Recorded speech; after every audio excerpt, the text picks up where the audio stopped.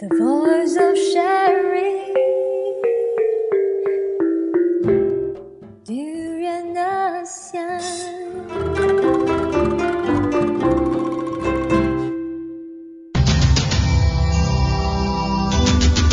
ASEAN Breakfast Call. First and foremost news from Southeast Asia. Hey, this is Arlene and you're listening to Durian ASEAN, the voice of discovery and sharing. Together with me is my lovely DJ.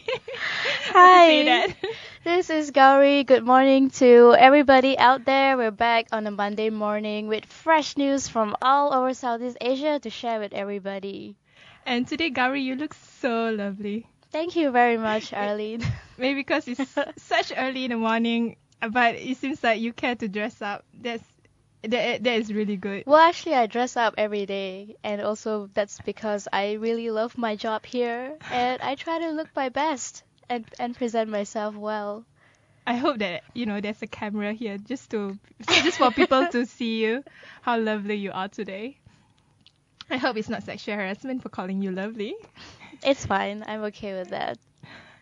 So the first news it's not really news, it's just an update. As we all know, the Asian Games is going on right now in Incheon.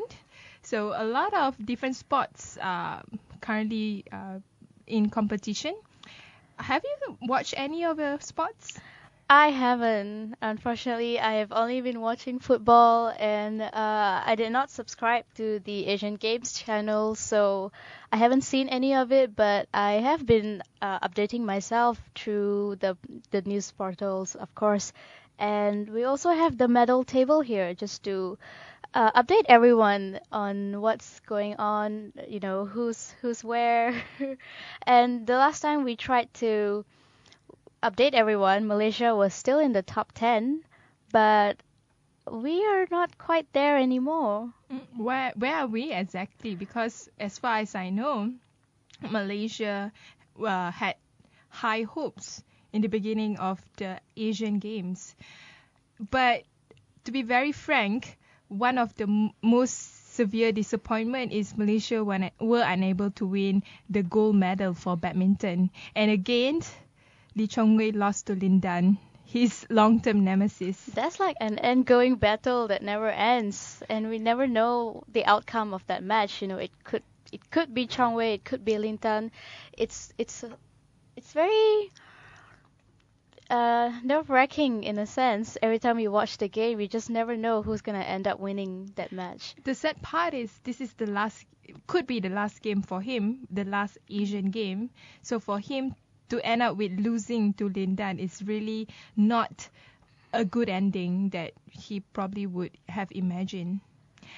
So going back to our table, China is of course still on top with 105 gold medals and 63 silver, 48 bronze, and they have a total of 216 medals. That's a huge sum of medals. And below China is Korea with 137 medals. A good follow-up.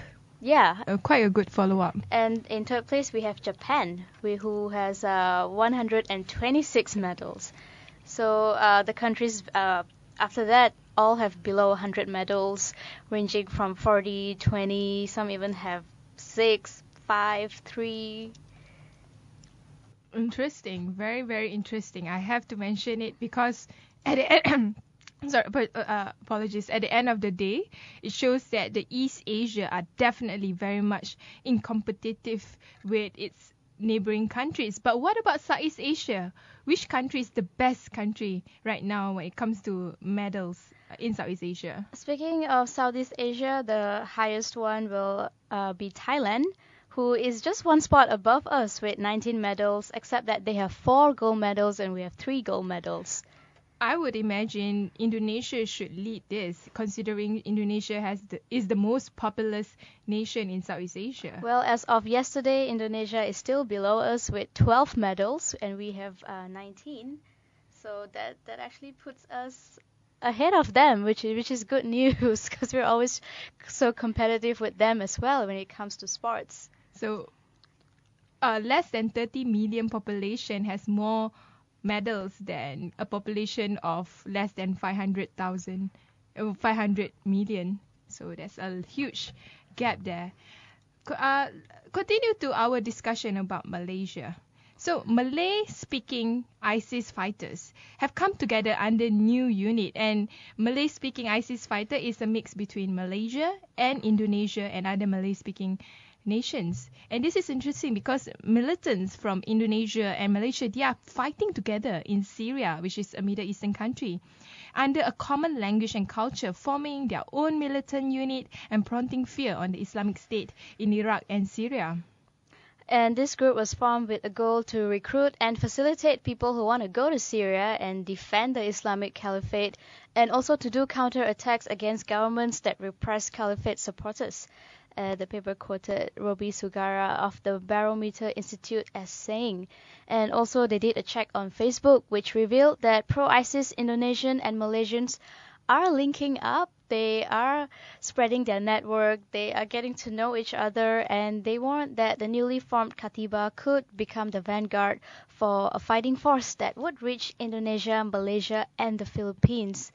And even last week we reported about the 2 German hostages who were held in Philippines, and they will not be That's under the Abu released. Sayyaf wing. Right, and he was showing his support for the ISIS, actually saying that if Germany doesn't cut off their support, if Germany doesn't stop supporting US going against ISIS, then he will behead the German tourists. Do you know that French actually put a warning ban to, I mean, it's just a warning, not really a ban, but a warning to all French tourists that be careful in Malaysia, because it could be a potential hotbed for terrorism as well as ISIS. And this is because of the death or the killing of a French tourist in Algeria. And it's not just France. China has also placed a ban on Philippines, and probably a lot of countries are going to start doing the same. As much as we tried to curb this problem, Indonesia, of course, stepped up and spoke out very vocally against ISIS, saying that it's unacceptable here. Malaysia has also spoken out against it, but unfortunately that did not work out so well, and we are slowly submitting to ISIS, and more Malaysians, Indonesians, and Filipinos are actually joining. And Malay Singaporean. This was highlighted in a forum that Grace and I attended recently. And in this forum, radicalism in Southeast Asia has become more and more rampant, to the extent that it has somehow created this network of Southeast Asian Muslims. Majority of them are Malay or Malay descent, and they fight together, just like what is reported in the news, fight together under the banner of ISIS. So ISIS is no longer a Middle Eastern brand. It somehow has become a global brand where the center of caliphate is ISIS itself. And we also have women who have joined the ISIS forces in order to offer what is called jihad al-nikah, or conjugal jihad. And senior intelligence officials later confirmed that 3 Malaysian women had journeyed all the way to the Middle East to join in the ISIS force. One of it could be a blogger. She called herself Shams, and she has been writing a lot about her life there. It seems like her life is quite a good one, in a sense, not good in terms of quality of living, but in terms of the cause that she believed in, and she really believed that they are doing the right thing. And to make things worse, there was another news by The Star that said photo of a Malaysian jihadist was found on dead terrorist phone. And it seems that a photograph of Malaysian terror suspect whose name is Amin Bako, who is linked to the ISIS, of course, and he was found in a mobile phone of a dead Abu Sayyaf gunman in the southern Philippines. So this further proves the links between people in all these 3 countries getting together and forming their own network to defend the ISIS and their caliphate. Majority of the people that we invited to talk in our show about ISIS, majority of them or all of them, in fact, has been discrediting ISIS as not being part of Islam. But seeing that a lot of Muslim, including almost 40 Malaysian Muslim, going to the Middle East to fight for ISIS, shows that it might not be the case. People might believe that the ISIS cause is a true Islamic cause for justice. Well, of course, what the ISIS are doing is not in line with what Islam really is, and they are going at it the extreme way. But at the same time, like you mentioned, you cannot run away from the fact that they are an Islamic group. They are doing what they do in the name of Islam, so that of course gives Islam a bad name. But at the same time, it attracts all these other people to join them because they feel like it's their responsibility and it's the least that they can do to help uphold Islam. Of course, it's a flawed premise on their part, but that's how they got into the heads of all these young people, and these people feel obliged to go over and fight and defend. They think they're defending Islam and they're doing a right thing by joining ISIS. There is what they believe in. Talking about what the government of Myanmar believe in, they believe that Rohingya should face detention under the new Myanmar draft plans. It is very much fascinating that how much Myanmar government is discrediting the Rohingya people, and with its new draft plan that Myanmar national government drafted, it will give around 1 million members of the persecuted Rohingya Muslim ethnic minority a bleak choice. Either they accept the ethnic reclassification and also the prospect of citizen, or be detained. So they are being subject as a foreign entity rather than a part of Myanmar people. Last week, we reported that they are starting to give out citizenships to these Rohingyas, and we thought things were looking up, but that was not the case. And they have come up with this new action plan to tell all these Rohingya communities that we either label you as Bengalis and give you your identification card, or you just go to jail. We're going to, detain you. And of course, they're not happy because that's not what they are. Bengali, for them, it literally translates to, it's an euphemism actually for illegal immigrants. And who wants to be in a country where they are known as illegal immigrants? So obviously, they will not submit to it, and they want to protest. They want to voice their discontent and tell them that this is not right. But another force that they are facing is the hardcore Buddhists. They often resort to violence against these minorities, and the government is unsure about how to rationale the citizenship claim. At one point, a lot of Rohingya felt that just because they are of a different ethnicity and religion, they are being subjected to a harsh punishment where their citizenship are being questioned. And this is not a new news. It has been happening quite a few decades ago, ever since Myanmar gained independence. And this group is also actually recognized as indigenous, but it's not clear whether they are considered Rohingya by the authorities. And of course, like you mentioned, they have lived under apartheid-like conditions in the Rakhine state.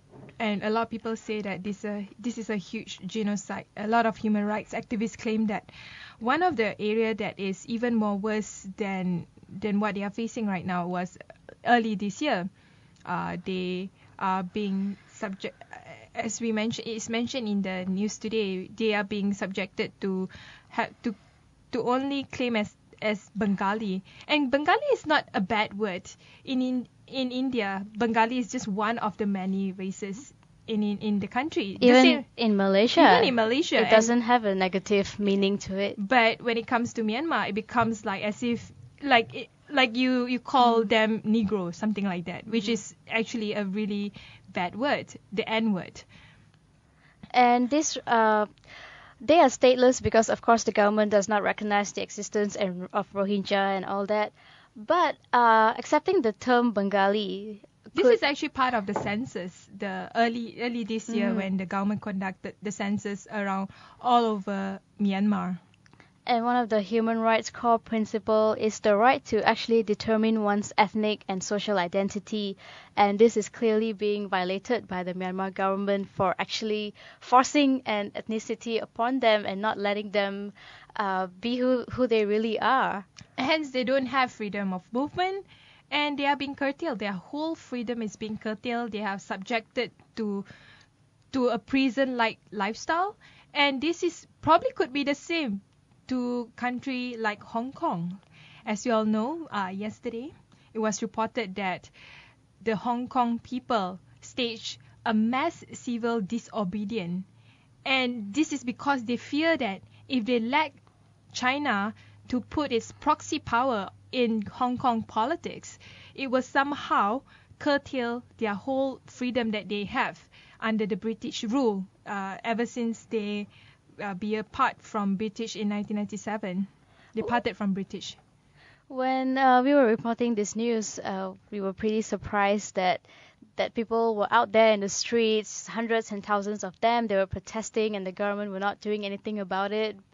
And they had the freedom to protest. The students were even just protesting on the streets, and the lecturers actually came down from the university to conduct the lectures on the streets in order to like show their Occupy support. movement, isn't it?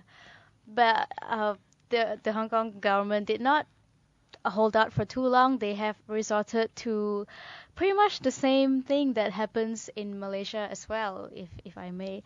And they have resorted to tear gas to break up the democracy. And there were also a lot of violent acts by their own police and their own authorities, like charging at the crowd with batons and beating them up to disperse the crowd. And if you look through some of the photos that have been caught, one of it, there's this one man holding a placard saying that you are Hong Kongers, you are a Hong Kong person too. He was referring to the police. Why you need to treat us like this? So in a sense that every Hong Kong should, if they feel that this is the right way to do, meaning that to preserve their freedom, they should be railing out together to do it. But it always goes back to the government, where they should actually sit down and think instead of resorting to tear gas and batons.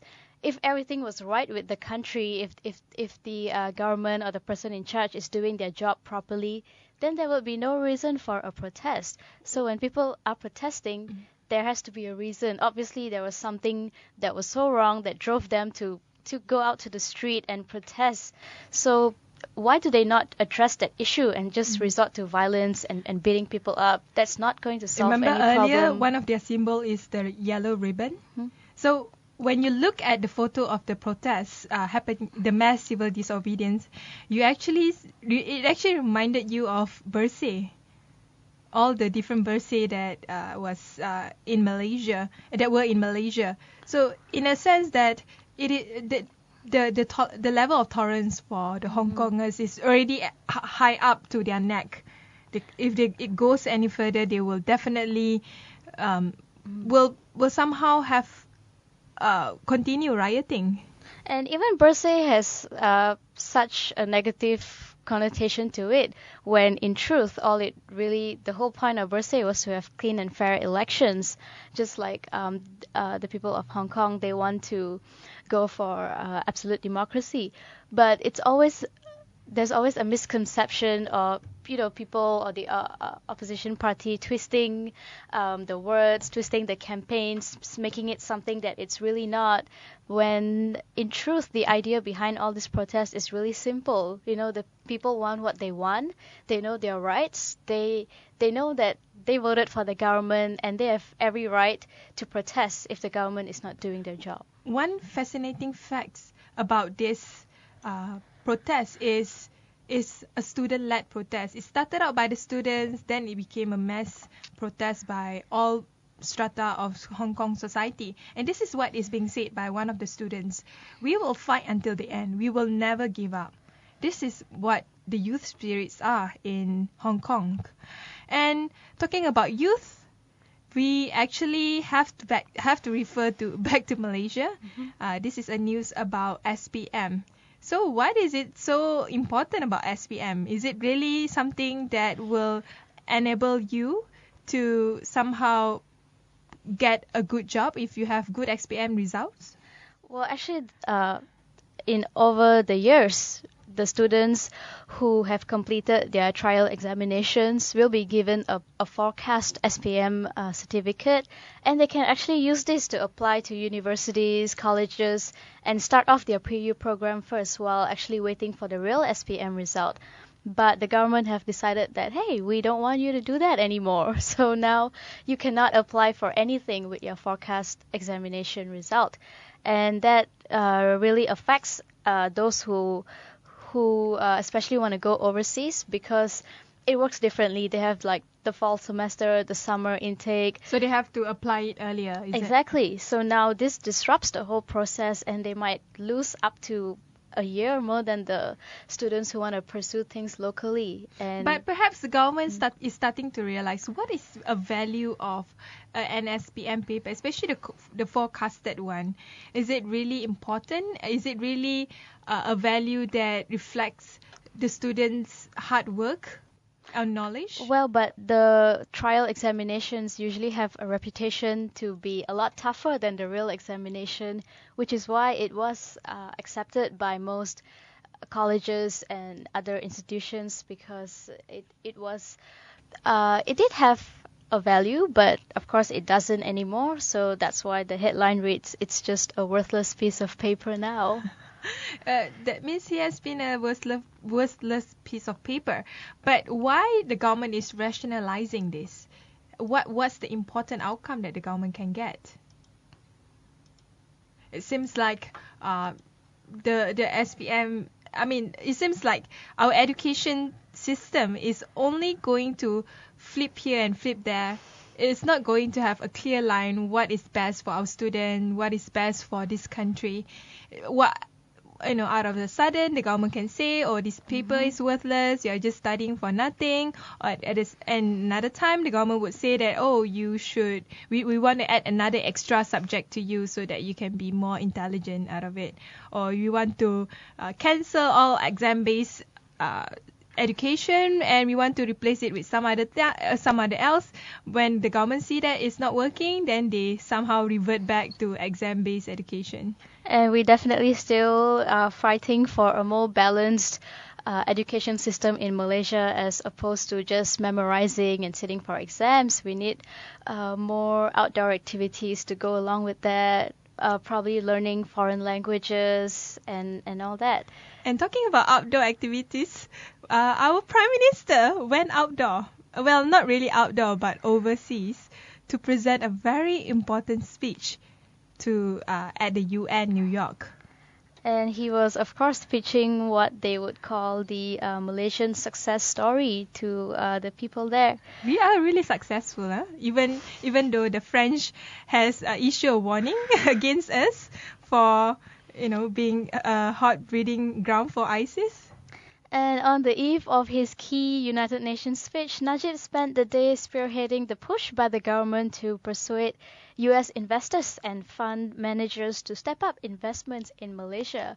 So he was probably doing that for a good cause, so we can let that slide, maybe. We can let that slide. So this is what he said, buoyed by the by-election win and showing no fatigue despite Najib's hectic schedule on the last few days of his UN trip. And a side trip to Washington, D.C., our Prime Minister Najib began his day by engaging an exclusive group of 14 top fund managers. These fund managers, huddled in a small meeting room in New York plush Mandarin Oriental Hotel, between themselves managed to combine 8 trillion US dollar, or in Malaysian ringgit would be 25.6 trillion ringgit of fund invested around the world. That's a lot amount of money. And some of the things he said was that I'm committed that Malaysia becomes an advanced economy by 2020. I'm committed to an open economy, and I'm committed to making reforms and transformation. I'm committed to ensure stability and harmony in Malaysia. And he also mentioned that I want to show that Malaysia is the true face of Islam, that Islam is a moderate religion. Islam stands for progress, harmony, and respect peoples of other faith. That is my commitment, and that is what he said. Whether it's true or not, people can judge for themselves. But at the same time, one thing that we would like to highlight is Malaysia has signed on the verge of signing two most important mega trade agreement, which is RCEP and also TPPA. That shows that Malaysia is somehow serious in opening out our economy, liberalizing it, and somehow increase trade and development. And going back to what you said earlier, that people can judge this for themselves, they already did actually. And a lot of people on social media told Najib to actually walk the talk based on his UN speech. And they said that if you are going to go outside and tell people that you're doing this and this and this, then please come back and do the same thing with the country. And this is, of course, something that the people have spoken up. And there are also a lot of tweets here that I have, but I'm not sure if we have the time to go through all of them in response to Najib. We are over the time now. That's right. And unfortunately, we have to wrap things up. We have to wrap things up, but we might continue again tomorrow. More news from Southeast Asia and more news from prime ministers all over the world, especially on their UN trips recently. So that's all from us today. You can always follow us on Facebook and Twitter. And subscribe to our YouTube channel, download our the TuneIn app, look for Durian ASEAN, and we will see you in a bit for our ABC Focus later. Be happy!